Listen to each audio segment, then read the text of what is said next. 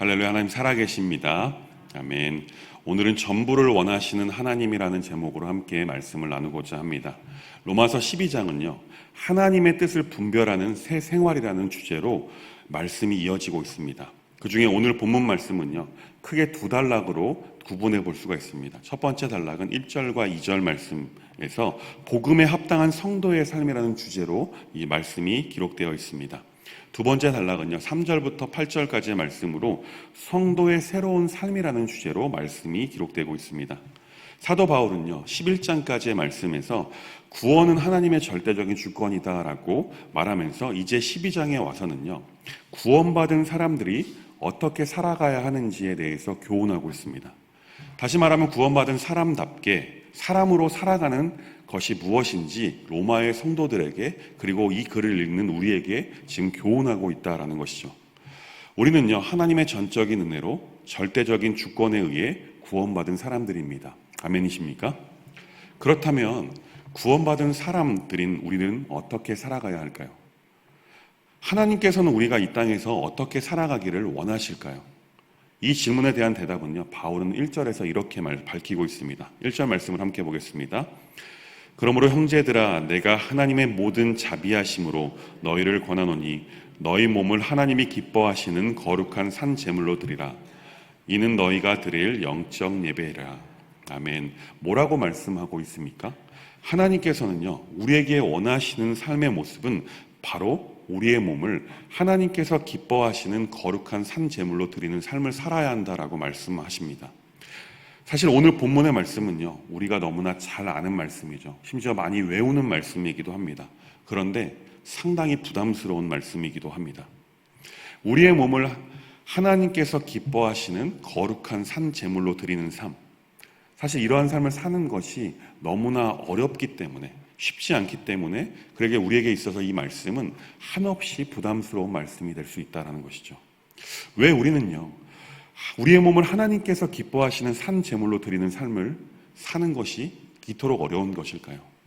이 만낫교회의 김병삼 목사님께서는요, 이 부분에 대해서 이렇게 말씀하셨습니다.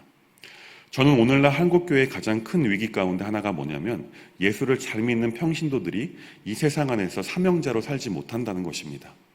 내가 예수를 믿고 하나님 중심적인 교회에서 믿음을 가졌기 때문에 내가 일하는 이 세상 한가운데서 하나님이 세상을 이처럼 사랑하셨던 그 안에서 우리들이 믿음의 사람으로 살아내야 하는데 교회가 이 힘을 잃어버렸다고 말씀하십니다.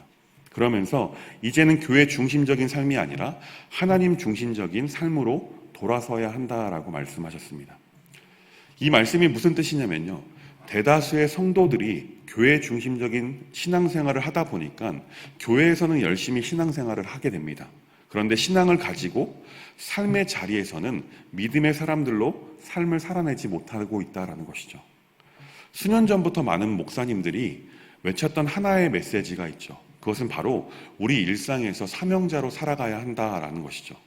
그러니까 우리 일상에서 믿는 사람답게 살아가자라고 수많은 목사님들이 그토록 외쳤습니다. 저도 수요예배 때나 청소년부와 청년부에서는 이런 주제로 말씀을 많이 전해오고 있었고 지금도 여전히 전하고 있습니다. 그만큼 우리에게 허락된, 하나님께서 허락하신 그 삶의 테두리 안에서 우리가 어떻게 살아가고 있느냐가 그만큼 중요하다라는 것이죠.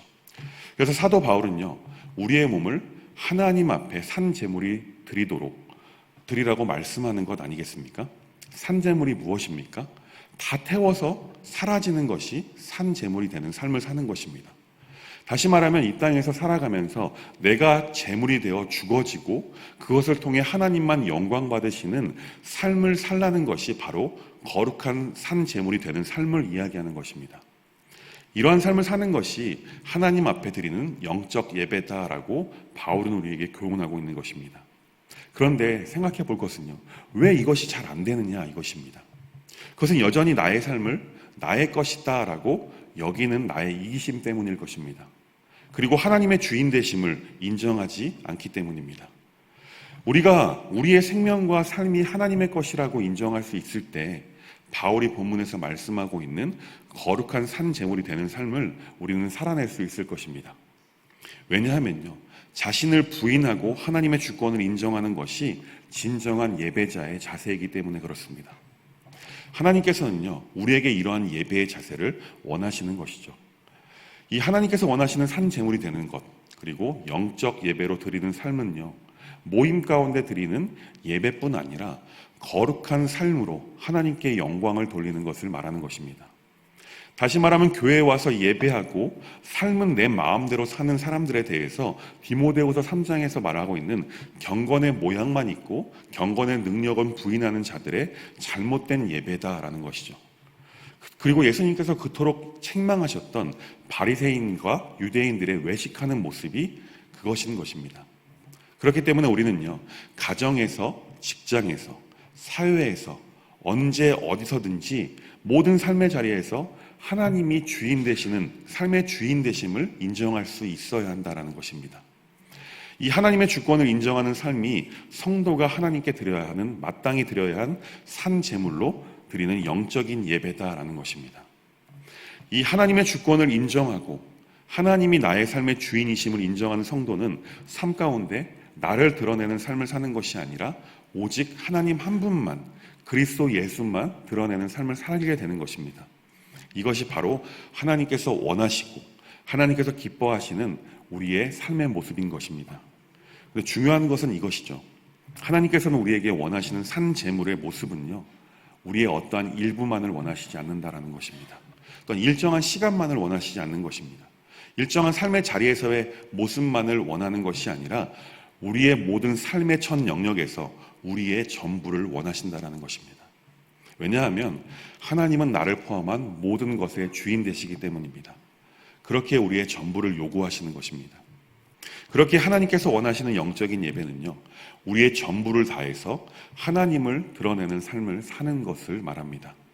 지저스 올이라는 책이 있습니다. 그 책에서 저자는 이렇게 말합니다. 하나님은 나의 베스트, 최고도 아니다. 퍼스트, 최선도 아니다. 하나님은 나의 원띵, 전부다라고 고백하는 삶을 살아야 한다라고 저자는 말합니다. 이게 무슨 뜻입니까? 하나님께서는요, 하나님을 다른 어떤 것들과 우선순위 경쟁하지 말고 나의 전부를 드리는 삶을 살기를 원하신다라는 것입니다. 그렇습니다. 사도 바울은요, 바로 우리에게 이것에 대해서 말씀하고 있는 것입니다. 하나님께 전부를 드리는 영적인 예배의 삶을 살아내야 한다라고 말입니다.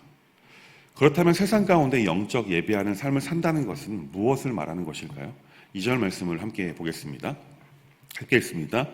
너희는 이 세대를 본받지 말고 오직 마음을 새롭게 함으로 변화를 받아 하나님의 선하시고 기뻐하시고 온전하신 뜻이 무엇인지 분별하도록 하라. 아멘. 세상 가운데 영적 예배하는 삶은요, 2절에서 말씀하고 있는 것처럼 세상을 따르지 않는 것, 그리고 하나님의 뜻을 끊임없이 구하고 분별하면서 하나님의 뜻대로 사는 것이다 라고 사도 바울은 우리에게 권면하고 있습니다. 사실 우리가 이 세상을 살아가면서 이 시대를 본받으면서 살아가는 것은요, 너무나 쉬운 것이죠. 그저 마음과 세상이 이끄는 대로만 살면 되는 것입니다. 그런데 하나님의 뜻을 따르는 영적 예배의 삶을 선택하는 삶을 사는 것은 그렇게 쉽지 않은 것입니다. 왜냐하면 이 세대를 역행해야 하는 것이고 마음을 새롭게 해야 하는 것이고 하나님의 뜻이 무엇인지 끊임없이 분별해야 하는 것이기 때문에 그렇습니다. 다시 말하면요, 이러한 삶은요, 매일 세상에서 우리는 분투하며 삶을 사는 것을 말하는 것이다 라고 볼 수 있습니다. 이 믿음의 삶을 사는 것은요, 예수님께서 말씀하시는 것처럼 좁은 길을 걷는 삶입니다. 그래서 사람들이 꺼려하는 어려운 길이 분명하죠. 그런데 예수님께서도 이런 어렵고 힘든 좁은 길을 우리에게 선택해야 한다라고 말씀하셨습니다. 근데 사도 바울도 오늘 본문 말씀에서 그 좁은 길을 선택하며 사는 것이 하나님께서 기뻐하시는 산 제물이 되는 삶이고 하나님께서 그토록 원하시는 영적 예배하는 삶이다라고 우리에게 교훈하고 있는 것입니다. 왜 사도 바울이 로마의 성도들에게 쉽지 않은 길을 제시하고 그 길을 가야 한다라고 말하고 있을까요?